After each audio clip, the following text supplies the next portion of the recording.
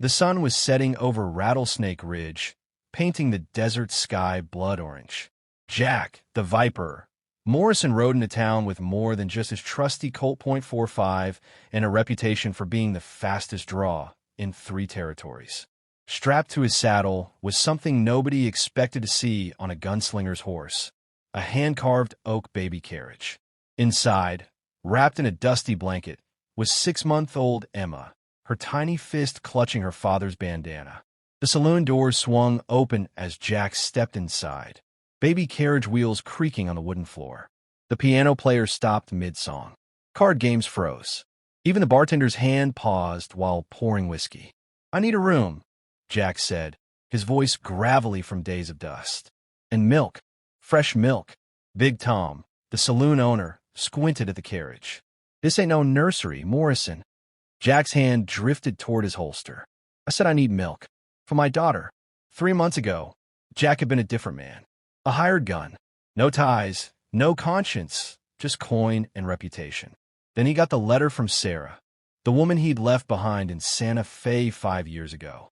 "Jack, I'm dying. Consumption. Emma is yours. She needs her father now. Please." Asterisk. By the time he reached Santa Fe, Sarah was already in the ground. The preacher handed him a baby and a letter. Sarah had forgiven him. She believed he could change. Jack hadn't held a baby since he was a boy, helping with his younger siblings before the war took everything.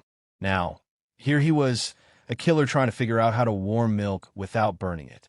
Rattlesnake Ridge wasn't kind to strangers, especially ones with babies. The ruthless cattle baron, Clayton Blackwood, ran the town with an iron fist.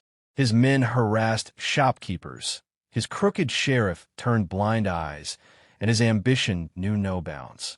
When Jack tried to buy supplies at the general store, Blackwood's men blocked his path.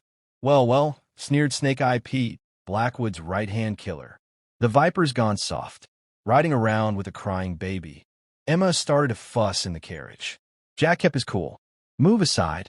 I got no quarrel with you." "But we got quarrel with you, Morrison.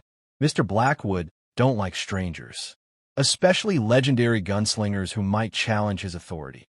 Jack's eyes narrowed. "I'm done with that life. Just passing through." Snake Eye Pete spat tobacco juice near the carriage. "That baby of yours sure would be sad if something happened to her papa." Jack moved faster than lightning. His fist connected with Pete's jaw before anyone could blink. 2 more men drew their guns, but Jack had already kicked one's knee and disarmed the other. "Touch my daughter again," Jack growled, and the old Viper comes back. Permanently. Word spread fast. The Viper was in town with a baby, and he'd taken down 3 of Blackwood's men without even drawing his gun. That night, there was a knock on Jack's hotel room door. He answered with Emma in one arm, his Colt in the other. It was Miss Abigail Hayes, the schoolteacher. She was in her 30s, with kind eyes that had seen too much hardship. "Mr. Morrison, I hear you need help with the child." Jack was suspicious. "Why would you help me?" "Because Blackwood killed my husband 2 years ago for his land. Because this town needs someone who isn't afraid to stand up. And because that baby needs more than a gunslinger. She needs a parent." Abigail stepped inside and immediately started cooing at Emma, who giggled for the first time in days. Jack felt something crack in his chest. Maybe he wasn't alone in this after all. Blackwood wasn't going to let the humiliation slide. He sent word, "Leave town by sundown tomorrow, or face the consequences." But Jack had been thinking. Emma deserved a life. A real life. Not running from town to town with an outlaw father. Maybe Rattlesnake Ridge could be that place, if it was free from Blackwood's tyranny. Abigail helped him see it clearly. You can't run forever, Jack. And this town is worth fighting for. We all are. The next morning, Jack did something he hadn't done in years. He walked to the church. With Emma in his arms, he made a promise to Sarah's memory and to his daughter. He'd be the man they both believed he could be. Sundown came. Main Street was empty except for Jack Morrison standing in the middle, his baby carriage parked safely inside the general store under Abigail's watch. Blackwood and his 6 best guns walked out from the saloon. "You should have left, Morrison," Blackwood called out. "I'm done running. This town deserves better than you." The tension was thick enough to cut with a Bowie knife. But then something unexpected happened. The townspeople emerged from their homes. The blacksmith, the shop owners, the farmers. They stood behind Jack, armed with rifles and shotguns. "This ends today, Blackwood," the blacksmith announced. Blackwood realized he was outmatched. In the chaos of the standoff, Snake Eye Pete drew his gun, but Jack was faster. One shot. Pete fell.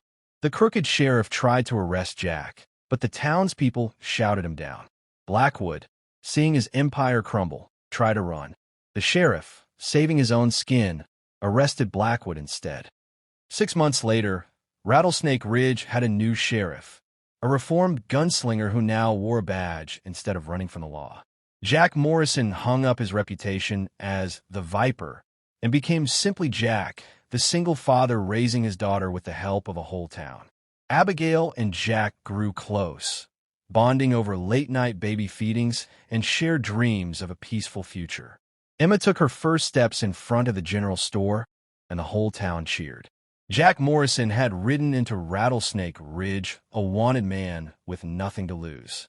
He stayed because he found something worth fighting for: family, community, and redemption. And sometimes, the fastest gun in the West just needs to learn how to hold a bottle steady and sing a lullaby.